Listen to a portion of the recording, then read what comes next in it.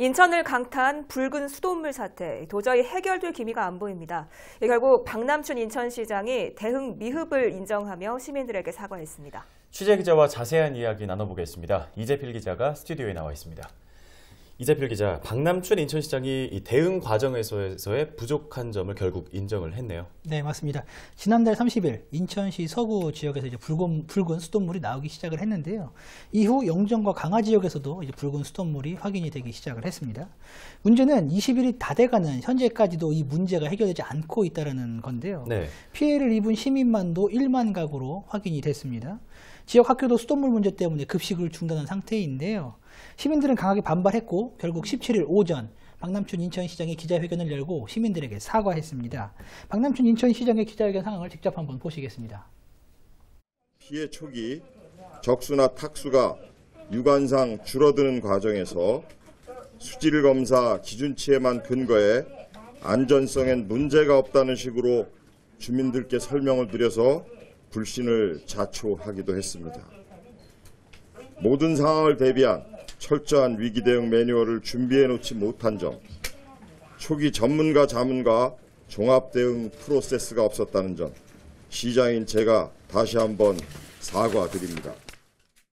네, 초기 대응에 실패했다는 걸 인정했네요. 이제라도 발빠르게 대응해야 할 텐데 언제쯤이면 문제가 해결될까요? 네, 문제가 시작된 30일 이제 풍납 취수장의 전기 설비 검사를 하면서 수돗물 이제 그 공급 체계를 전환을 했는데요. 이 과정에서 수도관 내부 침전물이 섞이면서 적수가 나온 것으로 지금 확인이 되고 있습니다. 예. 네. 인천시는 정수장과 각 배수장에 대해 정화 작업을 진행 중에 있는데요.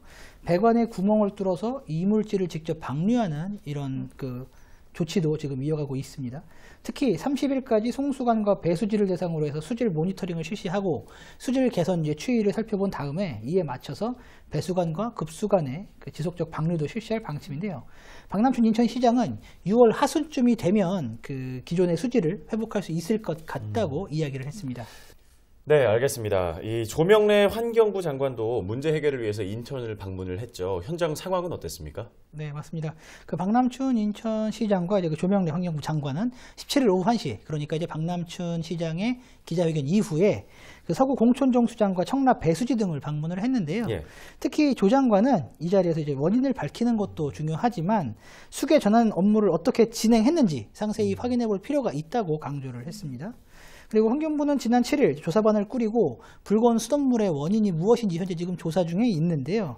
18일 분석 결과를 발표를 하고 정상화 방안을 이제 또 발표할 것으로 알려져 있습니다. 네, 피해를 입은 주민들에 대한 지원 방안도 나왔죠? 네, 맞습니다. 먼저 피해 지역의 경우 피해 발생 시점부터 종료 시까지 상하 수도 요금을 전액 면제해 주기로 했고요. 예. 또 생수 구입비와 필터 교체비, 수질 검사비 등도 실비로 지원을 하기로 했습니다. 특히 붉은 수돗물 때문에 피부 질환 등 이런 건강상의 피해를 입고 있다라고 이렇게 호소하는 시민들도 많이 나오고 있는데요. 예. 이에 인천시는 수돗물 때문에 병원 치료를 받았다면 사실관계 확인 후 이 진료비 역시도 실비로 지원을 하겠다고 이렇게 입장을 밝혔습니다. 네, 잘 알겠습니다. 하루빨리 인천 지역의 붉은 수돗물 사태가 해결이 되기를 기대해 보겠습니다. 이재필 기자 수고하셨습니다.